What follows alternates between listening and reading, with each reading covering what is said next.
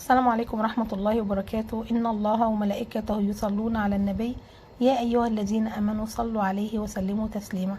أهلا وسهلا بحضراتكم. أنا جاي لكم النهاردة بحاجة لو عرفتوا قيمتها عمركم ما هتفرقوها ولا لحظة. أنا جاي النهاردة لكل حد دخل الفيديو ده بدافع الفضول أو الأمل أو حتى التعب. هكلمكم عن ذكر بسيط جدا وسهل خالص، بس وراه أسرار من اللي تقشعر كده الأبدان. ذكر ممكن يبعت لك البشرة اللي انت نفسك فيها خلال ساعات. عارف لما بتحس كده ان انت مخنوق، لما تكون مش لاقي حل، لما الدعاء مش بيستجاب او ممكن يكون بيستجاب وانت مش شايفه، لما تكون واقف مكانك ومش عارف تعمل ايه ولا تروح فين ولا جاي منين، اكيد انت جربت كل ده.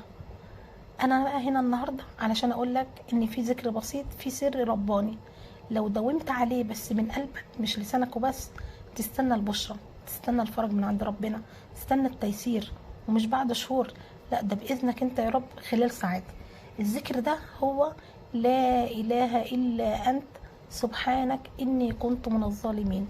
أيوة، الذكر ده قاله نبي الله يونس وهو كان في بطن الحوت، كان في ظلمات البحر وظلمة الليل وظلمة بطن الحوت، مفيش أمل، مفيش حد سمعه، مفيش حاجة بتتحرك، بس هو قال الذكر ده فربنا قال له فاستجبنا له ونجيناه من الغم وكذلك ننجي المؤمنين. شايف الآية؟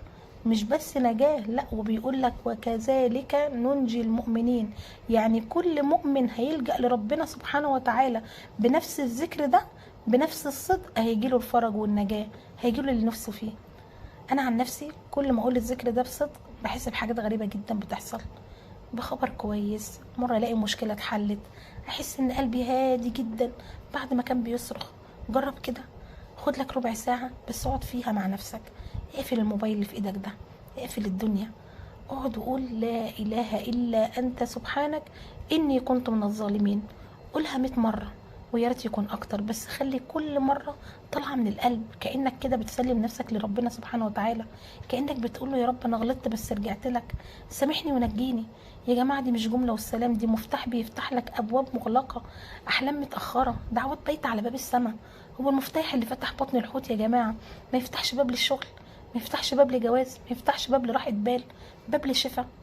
وانت بتقول الذكر ده افتكر ان انت قدام رب كريم بيفرح برجوعك، بيستناك، بيقول لك ادعوني استجب لكم، بس كن صادق. اعرف ان ربنا ما بيخيبش دعاء اي قلب او اي حد قال دعاء من قلبه.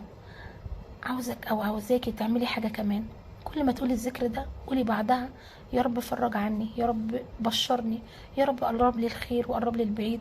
شوف البشرة هتجيلك ازاي، هتيجي بإنسان يبعت لك رسالة تكون انت مستنيها، بفرصة تطلعك فجأة للسما، براحة تسكن قلبك، بحل كان مستحيل.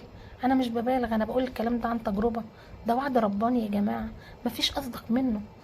داوم بس عليه الصبح وبالليل، داومي عليه وانتي بتطبخي وانتي راكبه وانتي قاعده، اجعليها عاده زي ما بتاكلي كده وتشربي وتتنفسي. قولي لا اله الا انت سبحانك اني كنت من الظالمين. يلا بينا نختم بدعاء نطلع بيه من الفيديو ده بقلب نقي وبثقه في ربنا انه كريم وقادر يغير كل حالنا في لحظه، في لحظه يا جماعه. اللهم يا منجي يونس من بطن الحوت، نجينا يا رب من كل كرب وهم وغرق احنا فيه. يا رب بشرنا باللي يسر قلبنا، يا رب حقق لنا اللي بنتمناه، افتح لنا يا رب ابوابك الواسعه، يا رب يسر لنا كل عسير، رزقنا يا رب راح ما بعدها تعب وسعاده ما فيش بعدها حزن، يا رب فرح يبكينا من جمال كرمك. اللهم اجعل هذا الذكر سبب في نجاتنا وقربنا ليك وحسن ظننا فيك. وصلي وسلم وبارك على سيدنا محمد، واخر دعوانا ان الحمد لله رب العالمين. لو وصلت لحد هنا وعجبك الفيديو وطلعت منه بمعلومة، يا ريت ما تبخلش باللايك واشتراك علشان يعم الخير ولزيادة الاجر ان شاء الله. شكرا جدا لحسن استماعكم، صلوا على من امرتم بالصلاة عليه، والسلام عليكم ورحمة الله وبركاته.